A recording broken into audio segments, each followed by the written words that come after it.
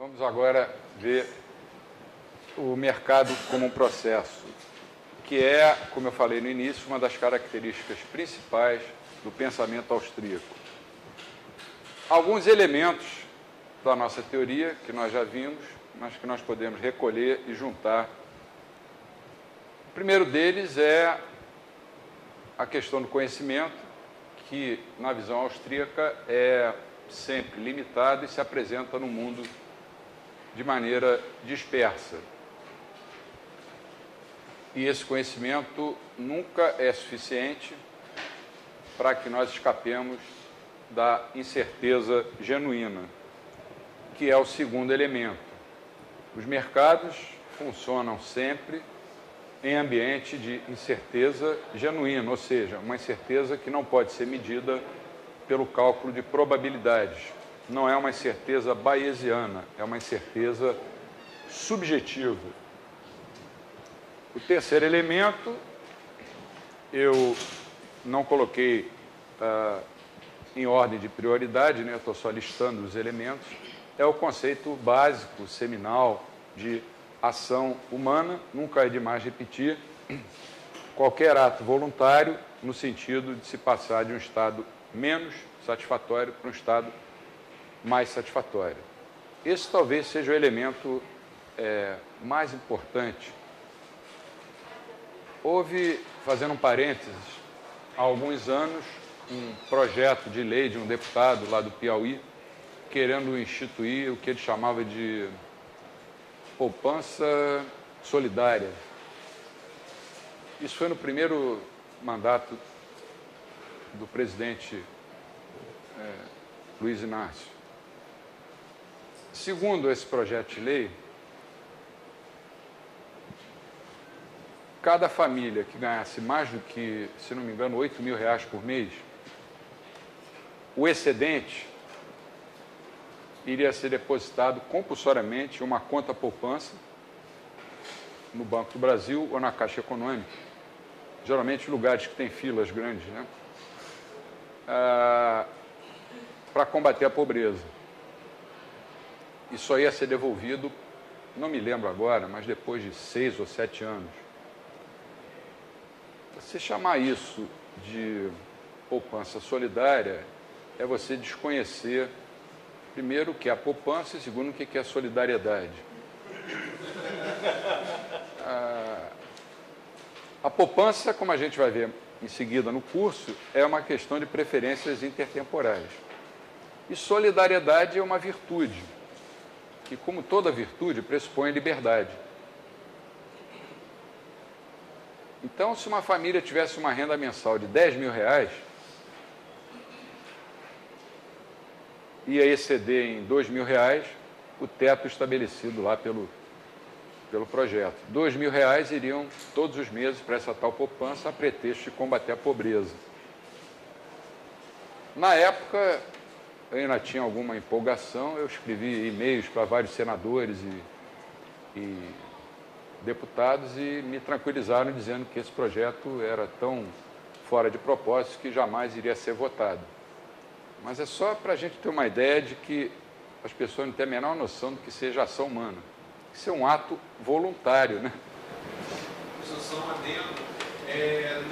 Na questão de jurisprudência, já existe uma jurisprudência firme no sentido de que o princípio da solidariedade, no Brasil, pelo menos, pode ser forçado, como na questão da Previdência, né, aquelas contribuições sociais, na questão da meia entrada, também foi declarado constitucional com base em um princípio da solidariedade, porque na Constituição fala lá em solidariedade, e aí foi interpretado como, a solidariedade foi interpretada como sendo algo voluntário, possível de ser coercitivo, involuntário. É um absurdo, né? O que está acontecendo com o direito, com o chamado direito relativo.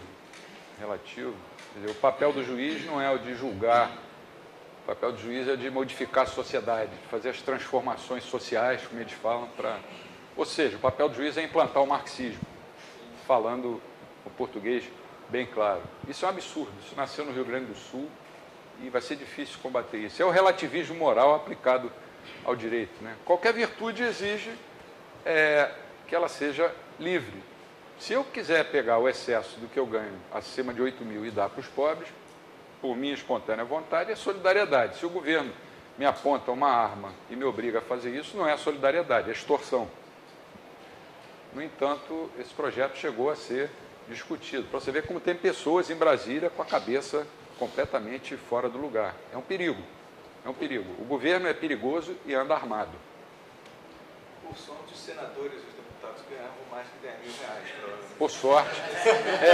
Por sorte, os senadores ganhavam mais do que 10 mil reais. Outro conceito muito importante é o de tempo real, que é o tempo não newtoniano, que nós vimos na semana passada. Então, os mercados, dadas essas características, podem ser vistos e devem ser vistos, mais do que podem, eles devem ser vistos como processos, como procedimentos de descobertas permanentes, processos de erros e tentativas, que cada agente, agindo no tempo real, ao longo do tempo, dado o seu estoque de conhecimentos, que também vai variando com o tempo, vai tentando melhorar a sua satisfação. Os mercados também são claramente processos de exploração de oportunidades. Aí entra o tema da aula de amanhã, que vai ser a função empresarial, que é um tema também muito importante na concepção austríaca. Juntando esses elementos, nós temos que rejeitar o equilíbrio nos mercados como possibilidade efetiva. Lembrando que não importa se o mercado tem uma empresa, duas, três ou quatro. Se tiver duas e houver competição entre elas, isso não é de todo mal. Se tiver uma, se for um monopólio, mas ele estiver sujeito a que surjam competidores, isso também não é mal, desde que esse monopólio tenha sido obtido pela via da eficiência e não pela via da legislação. Não tenha sido imposto pelo Estado. Então, nós podemos passar a um gráfico que tenta mostrar, que os mercados são processos que tendem ao equilíbrio. Esse gráfico, eu vou dar duas ilustrações, depois nós vamos ter mais tempo aqui para discutir, debater, responder dúvidas. Eu acabei chamando isso de cones austríacos, a falta de um nome melhor. Esse gráfico foi, na verdade, criação de um ex-aluno da UERJ, de umas duas turmas anteriores à turma do Christian. Eu dei uma aula sobre processo de mercado e 2 dias depois ele entrou na minha sala com, eu me lembro, era uma folha daquelas de imprimir em computadores, aquelas com os furinhos, bem antigos, com esse gráfico, formulário contínuo, isso. E aí, nós somos velhos, nós estamos... E eu perguntei a ele, o que é isso? O nome dele é Régio, descendente de húngaro, Régio, R-E-S-Z-O, Régio de Vene. Ele hoje vive na Suíça. Foi um aluno brilhante também. Eu perguntei, o que é isso? Eu olhei para aquilo e falei... Ele falou, essa é a sua aula de ontem, ou de anteontem. Quando ele me falou isso, eu olhei para o papel, eu pensei, não disse para ele, falei, caramba, estraguei a cabeça do garoto. O que eu fui fazer com ele? Eu falei, pô, isso é minha aula, eu falei isso. Ele falou, então me explica. Ele começou a me explicar e eu gostei da ideia. É o seguinte, aí você tem o eixo do tempo. Bom, mas o eixo do tempo a gente criticou aqui na semana passada. Falei, tempo newtoniano, isso não é austríaco. Tá bem, não é austríaco, mas é a única forma que a gente tem de representar graficamente o tempo. Então vamos considerar o mercado num determinado momento do tempo. TI ou TJ? TI.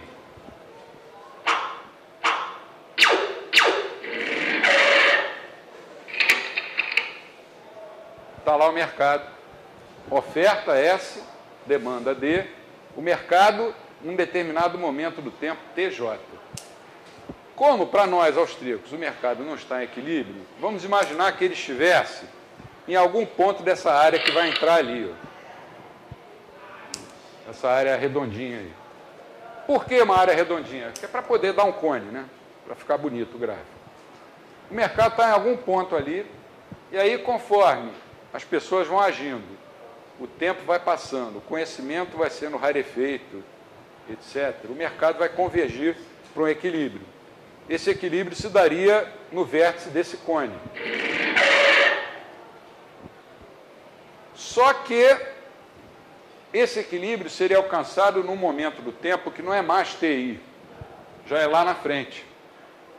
Antes que esse equilíbrio seja alcançado, por exemplo, em TM, as circunstâncias que envolvem esse mercado já mudaram. Então já desaparece essa tendência para o equilíbrio. Você já vai ter uma nova configuração no ponto TM do tempo, em que você tem uma nova oferta, uma nova demanda e uma nova possibilidade onde o mercado possa estar. Aí, a partir dessa nova configuração, o mercado vai tentar convergir novamente para o equilíbrio. Erros e tentativas, como a gente viu no slide anterior, que se daria no vértice desse cone amarelo. Mas antes que esse equilíbrio seja atingido, em TS, por exemplo, as circunstâncias já mudaram, o ceteris paribus já foi para o brejo e o mercado passa a ter uma nova configuração.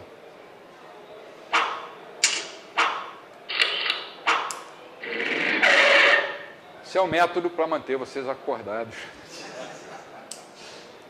E assim sucessivamente.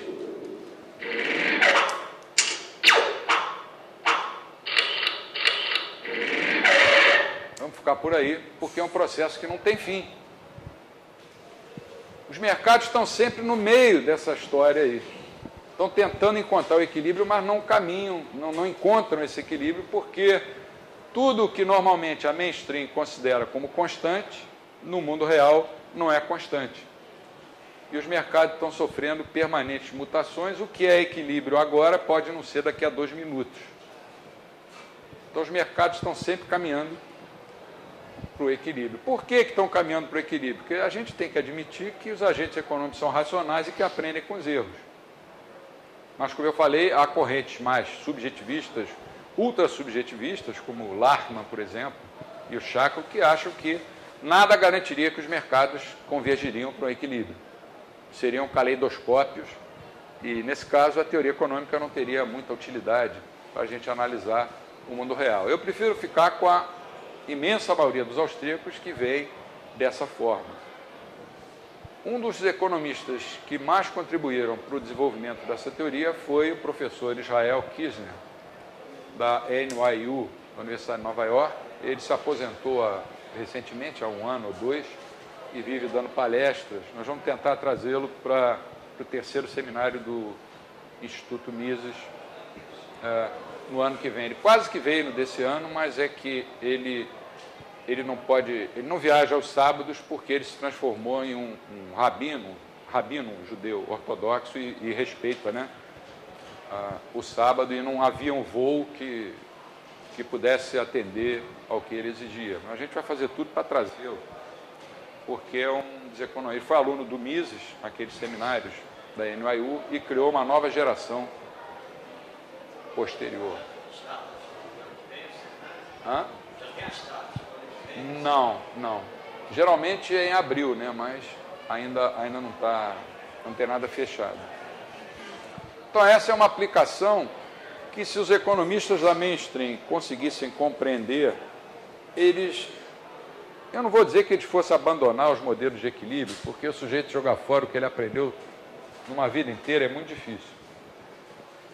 Eu mesmo, que era um neoclássico, um monetarista, eu tive alguma dificuldade, mesmo quando eu me transformei num austríaco, em perceber que muitas das coisas que eu acreditava serem absolutas verdades, no fundo, não eram verdades, tão verdadeiras assim. Como eu vou falar mais à frente, quando a gente entrar em temas, vamos dizer, mais macroeconômicos.